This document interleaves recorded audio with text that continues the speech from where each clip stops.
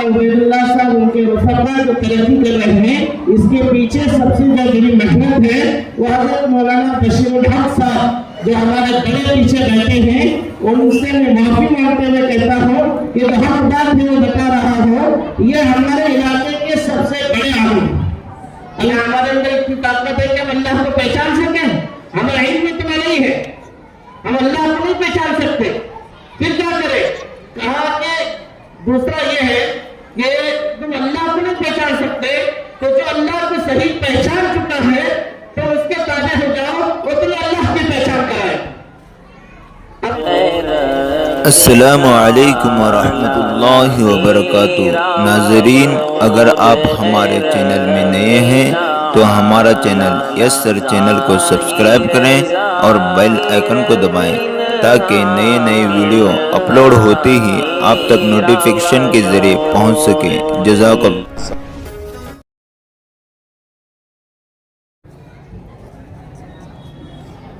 ماشاءاللہ، آج اللہ تعالیٰ نے ہم سب کو ایسے مجلس میں جمع فرمایا ہے جہاں ہر طبقے کے لوگ جمع ہیں اور سب لوگ اپنے اوقات کو نکال کر یہاں جمع ہوئے ہیں، اور اللہ تعالیٰ جلسے کو قبول بھی فرمائے، کیونکہ جلسہ جو ہے وہ سیرت النبی صلی اللہ علیہ وسلم کے نام پر ہے۔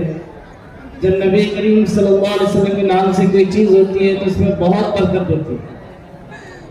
اللہ کے نبی صلی اللہ علیہ وسلم کے نام سے اور اللہ کے نبی صلی اللہ علیہ وسلم کے دنیا میں آنے سے کئی چیزیں بدل گئی ہیں۔ جہاں نبی کریم صلی اللہ علیہ وسلم کے سیرت کے متعلق کچھ کام ہوتا ہے تو وہاں سے بھی اللہ تعالیٰ بہت کچھ عطا کرتے ہیں۔ ماشاءاللہ، آج جو جلسہ رکھا گیا ہے یہ دیکھنے میں تو ایک جلسہ نظر آ رہا ہے، لیکن اس کے پیچھے ایک بڑی محنت ہوئی ہے۔ اس محنت کی پوری کارگزاری بھی ہے، اس محنت کی تمام چیزیں سامنے لانے کے لیے جلسہ ہے۔ ماشاءاللہ، جلسہ بولنے کو جلسہ ہوتا ہے، ہم نے جلسے کیے ہیں، ہمیں پتہ ہے جلسہ کیا ہوتا ہے۔ یہ جلسہ کرنے والوں کو کیا لگتا ہے جلسہ تو یہ بڑاپن کے لیے کیے ہیں، دکھانے کے لیے کیے ہیں، یا اپنے نام روشن کرنے کے لیے کیے ہیں، پتہ نہیں کیا کیا کہتے ہیں لوگ۔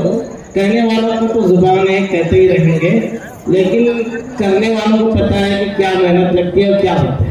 ایک شادی کے اندر تمہاری حالت کیا ہوتی ہے تمہیں پتہ ہے نا؟ شادی کرنے کے بعد 15 دن ہو جاتے ہیں، بڑی تکلیف ہوئی گئی۔ ایک شادی سے بڑا پروگرام ہوتا ہے جلسے کا، شادی میں تو 50 لوگ کام کرتے ہیں، یہاں کوئی ساتھ دیتا نہیں۔ بہرحال جلسے جو ہوتے ہیں اس کے پیچھے بھی اللہ کے بڑے انعامات ہوتے ہیں۔ یہ نبی کریم صلی اللہ علیہ وسلم کے سیرت کو پوری دنیا میں عام کرنے کے لیے جلسہ تھا۔ اس جلسے کا جو مجھے فائدہ نظر آیا میں بتا رہا ہوں کہ ماشاءاللہ حضرت مولانا عبیداللہ صاحب اور ان کے رفقا جو ساتھی ہیں وہ سب نے مل کر جو محنت کی ہے، اتنے بچوں کا علم بڑھایا انہوں نے۔ جتنے یہ سوالات ہیں ان سوالات کا پرچہ اگر آپ کے سامنے لایا جائے کہ میں کہتا ہوں یہ پورے مجمع میں کوئی بھی جواب نہیں دے، یقین سے کہتا ہوں کوئی جواب نہیں دے گا اس کا۔ آپ مانے نہ مانے، آپ نماز پڑھتے ہیں، آپ زندگی میں محنت کرتے ہیں، دعوت و تبلیغ میں 2 گھنٹے محنت کرتے ہیں، یہ پرچہ کے جواب دے کر دکھاؤ، نہیں دے پائیں گے۔ اتنا بڑا علم انہوں نے انعام کی شکل میں رکھ کر ان کو پوری سیرت ان کی زندگی میں یاد دلائی۔ سیرت سے کیا فائدہ ہوتا ہے؟ لوگ کہیں گے امتحان ہوا، چند سوالات ہوئے، ختم ہو گیا۔ نہیں، ایک بات میں آج بولوں گا، ہمارے جو علماء بیٹھے ہیں ان کو بھی پتہ چلے گی۔ میں شروع میں بچپن میں مدرسے میں کتاب پڑھاتا تھا، اس کتاب کے اندر ہم یہ پڑھایا کرتے تھے کہ جب بھی تم بڑے ہو جاؤ اپنے آپ کو بڑا نہ سمجھنا، اگر اپنے آپ کو بڑا سمجھو گے تو شیطان تمہارا بڑا ہو جائے۔ ہر وقت اپنے اوپر کسی کو ایک بڑا بنا لینا یہ ہمارے بڑوں کا طریقہ ہے۔ نبی کریم صلی اللہ علیہ وسلم ہمیشہ جب کھانا کھاتے تھے بہت ادب سے بیٹھ کر کھاتے تھے۔ پوچھا جاتا تھا کتنا ڈر کر ادب سے کھاتے ہو؟ کہتے تھے میرا اللہ مجھے دیکھ رہا ہے۔ اللہ کا ڈر اتنا تھا، بڑے احترام سے رہا کرتے تھے، اور صحابہ کی عادت تھی کہ نبی کریم صلی اللہ علیہ وسلم کو اپنا بڑا بنائے اور ان کے تابع رہا کرتے تھے، اسی لیے وہ کامیاب ہوئے۔ کوئی کام اپنے مرضی سے نہیں کیا، جو کرنا ہے وہ نبی کریم صلی اللہ علیہ وسلم سے پوچھ کر کیا کرتے. کئی ایسی چیزیں حتیٰ کہ کاروبار اور کھیتی کے بارے میں بھی پوچھا کرتے تھے.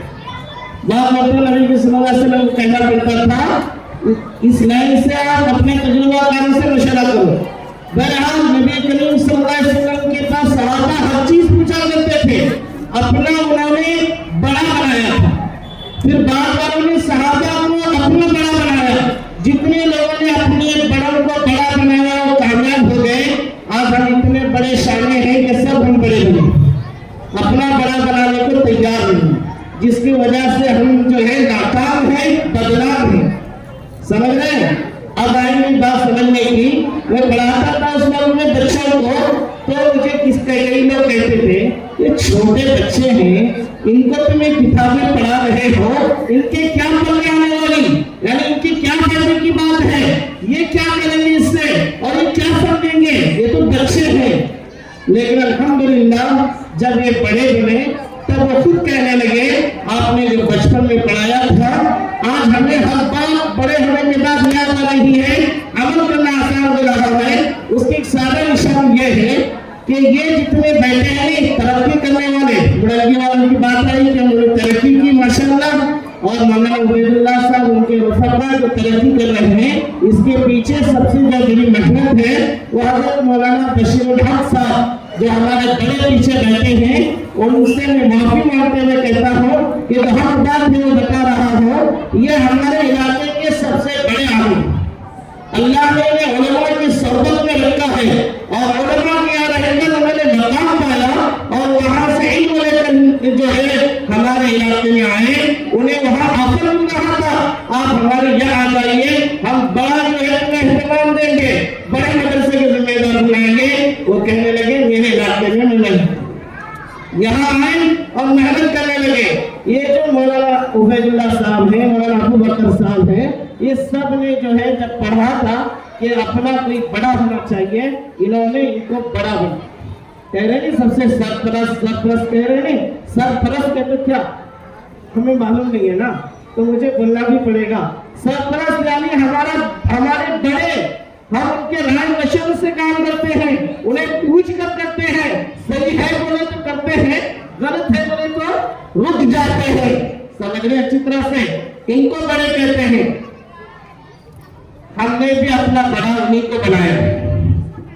میرا ایک شیخ تھا، میں نے ان سے پوچھا کہ مشورہ کرنے میں اور عمل کرنے میں سب چیزوں میں اپنے لیے کسے بڑا بنائے. انہوں نے ڈائریکٹ کہا اس علاقے میں جو سب سے بڑی ہستی ہے مولانا بشیر صاحب، ان کو اپنا بڑا بناؤ، تم صحیح راستے پہ رہو. ہمارے بھی وہ بڑے ہیں، ہمارے گھر کے مشورے تمام چیزیں انہیں کے ذریعے سے ہوتے ہیں. بات کہنے کے اصل یہ ہے علماء کو اپنا بڑا بناؤ، اللہ والوں کو اپنا بڑا بناؤ. آگے قرآن پاک کی ایک آیت ہے جس میں یہ بتایا گیا ہے اے ایمان والو.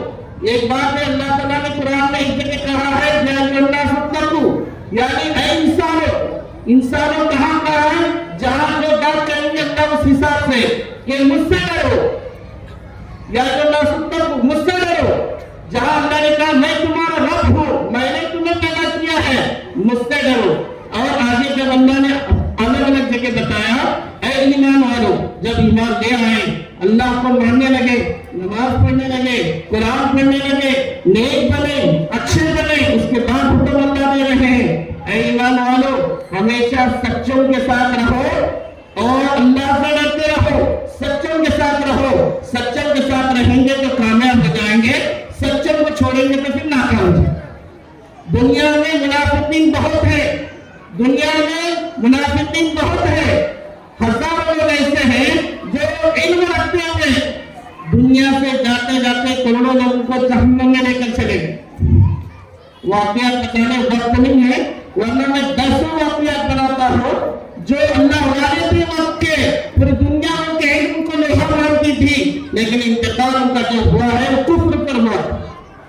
علم سے اللہ نہیں ملتا، علم سے اللہ نہیں ملتا، نماز روزے سے اللہ نہیں. اللہ تعالیٰ اس سے ملتے ہیں جو اللہ کے بندے ہیں. اللہ جنہیں جو ہے اپنا محبوب بنایا ہے، ہم ان کو اپنا بڑا بنائیں گے، وہ ہمیں اللہ سے جوڑیں. حضرت مولانا अशरफ अल्फानी नाम है। जब मैं पहले किताब में पढ़ाया था बच्चों को, वही आपके सामने बता रहा हूँ। उन्होंने 3 बातें पेश की थी। एक तो डायरेक्ट अल्लाह को पहचाना, क्या हमारे अंदर इतनी ताकत है कि हम अल्लाह को पहचान सकें? हमारा इल्म इतना नहीं है, हम अल्लाह को नहीं पहचान सकते। फिर क्या करें? कहा कि दूसरा ये है कि तुम अल्लाह को नहीं पहचान सकते तो जो अल्लाह को सही पहचान चुका है तो उसके ताबे हो जाओ, वो तुम्हें अल्लाह की पहचान कराए। अब हमारे पास दूसरा ऑप्शन है, हम अल्लाह के उन बंदों से जुड़ेंगे जो अल्लाह से जुड़ चुके हैं, वो हमें अल्लाह से जोड़ देंगे। समझ रहे हैं? इससे अगली बात यह है, जो इंसान जिससे मोहब्बत करता है, कल क़यामत के दिन अल्लाह उसके साथ उसे उठाएंगे। सुनते हैं ना बयान में बार बार, उसका उसी के साथ हश्र होगा। जो इंसान अल्लाह वालों से जुड़ जाता है, अल्लाह ताला कल क़यामत के दिन उसे उसी के साथ, उसे अल्लाह वाले के साथ। इस पर हज़रत मौलाना पीर ज़ुल्फ़िकार साहब दामद बरकातुहू अपनी किताब में लिखते हैं कि मुझे इस बात की गारंटी है, जो इंसान अल्लाह वाले से दोस्ती करता है, बैत करता है, ताल्लुक करता है, उसके पूछ कर काम करता है, यकीनन वो जन्नत में जाएगा। इसलिए कहलुल्लाह दुआ करते हैं, अल्लाह जो मुझसे जुड़ा हुआ है तू उससे राजी हो जा, उसे जन्नतुल फिरदौस दे दे, उसे आला मुकाम दे दे। उनकी दुआ कभी रद्द नहीं होती। उनकी दुआ के सदक़े में अल्लाह हमें जो है कलमा मरते वक्त नसीब फरमाकर अपने नेक बंदे के साथ उठाना। ये मामूली चीजें नहीं है। हाँ, अब सुनो, ये जो मदरसा माशाअल्लाह तरक्की कर रहा है, बुढ़ंगी वाले जो तरक्की कर रहे हैं, दूसरे मदरसे जो पीछे पड़ रहे हैं, इनमें यही राज है सबसे बड़ा कि इन्होंने अपने बड़ों को बड़ा बनाया, अल्लाह इन्हें तरक्की दे रहा है। जो खुद बड़े बने बैठे हैं, वहां तरक्की कभी नहीं होगी। हमारे शेख कहा करते थे कि देखा है मैंने जिंदगी में हजारों मदरसे बंद होते हुए, देखा है मैंने मदरसे हजारों मदरसे तरक्की करते हुए, उसके पीछे राज अल्लाह वालों की दुआएं। समझ रहे? आज भी तुम तरक्की करना चाहते हो, अल्लाह वालों से जुड़ जाओ। लोग कहते हैं अल्लाह वाले कहाँ है, कहाँ ढूंढने जाएंगे? बात सुनो, अल्लाह वाले हर जमाने में रहेंगे और कयामत तक रहेंगे। कब तक रहेंगे? कयामत तक रहेंगे। हालात के हिसाब से अल्लाह वाले बदलते जाएंगे। कभी मौका मिले तो इंशाअल्लाह बताया जाएगा। आज की महफिल बड़ी अच्छी है माशाअल्लाह। यहाँ उलमा भी मौजूद है, यहाँ मशाइख भी मौजूद है, खानदानी लोग भी मौजूद है, यहाँ तबलीग वाले भी मौजूद है माशाअल्लाह। ये तीनों की तरह से पूरी दुनिया में दीन फैल रहा है। आज जलसे में तीनों तबके के लोग मौजूद हैं। अल्लाह ताला इस जलसे को कबूल।